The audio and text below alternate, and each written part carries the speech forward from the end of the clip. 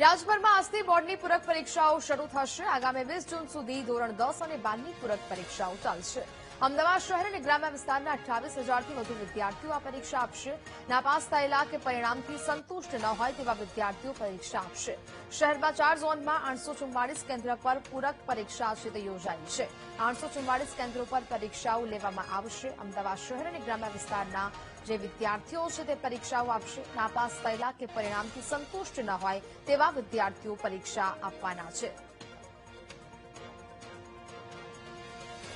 રાજ્યભરમાં આજથી ધોરણ 10 અને 12ની પૂરક પરીક્ષાઓની શરૂઆત છે તે થઈ ચૂકી છે। આજે ધોરણ 10 અને 12નું પ્રથમ પેપર છે તે યોજાવાનું છે। 20 તારીખ સુધી છે ત્યાં પરીક્ષાઓ યોજાશે।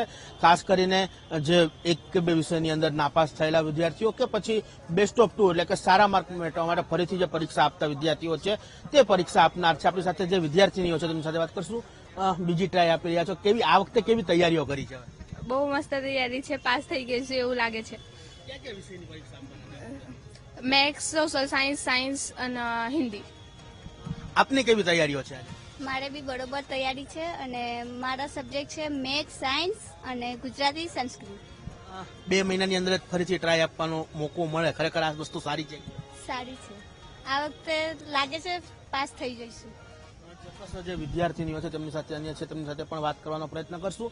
શું કહેશો, કઈ પ્રકારની તૈયારીઓ આ વખતે છે? કારણ કે એક વખત ટ્રાય આપી હતી, જે એક બે વિષયમાં બાકી રહી ગયા હતા અને ફરીથી ટ્રાય આપી રહ્યા છે, કેવી તૈયારીઓ કરેલી છે? સારી કરી હતી પહેલા બી। અત્યારે નેક્સ્ટ છે સાયન્સમાં તો પાછું, પછી SS છે, પછી સંસ્કૃત છે।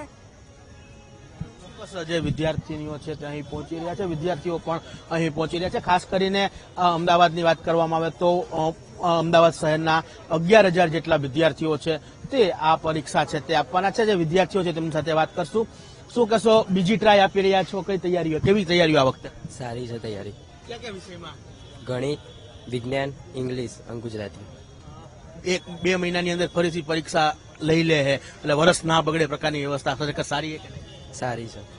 ચોક્કસ જે વિદ્યાર્થીઓ છે તે અહીં પહોંચ્યા છે પરીક્ષાને લઈ અને અંતિમ હવે મિનિટો છે ત્યારે ધોરણ 10 અને 12ની અંદર આ પરીક્ષા છે તે યોજાશે। અમદાવાદ શહેરની વાત કરવામાં આવે તો 55 જેટલા બિલ્ડિંગો ઉપર જે છે તે કુલ અમદાવાદ શહેર અને ગ્રામ્યના 28,000 જેટલા વિદ્યાર્થીઓ છે તે આ પરીક્ષા આપવાના છે। 10 વાગ્યાથી પરીક્ષાની શરૂઆત થશે, પરંતુ 9:30 વાગ્યાથી વિદ્યાર્થીઓને છે તે સેન્ટરની અંદર પ્રવેશ આપવામાં આવશે। આખા રાજ્યની જો વાત કરવામાં આવે તો 1.4 લાખ જેટલા વિદ્યાર્થીઓ છે તે આ રિપીટ પરીક્ષા છે તે આપી રહ્યા છે। ખાસ કરીને જે વિદ્યાર્થીઓને કોન્ફિડન્સ છે પોતાના ઉપર કે જે માર્ક્સ ગત પરીક્ષાના પરિણામની અંદર આવ્યા છે તેના કરતાં પણ સારું આવી શકે તે માટે બેસ્ટ ઓફ 2 માટે પણ કેટલાક વિદ્યાર્થીઓ છે તે આ વર્ષે પરીક્ષા છે તે પણ આપી રહ્યા છે। કેમેરામેન નરેશ સોલંકી સાથે શુભમ ભટ્ટ, VTV ન્યૂઝ।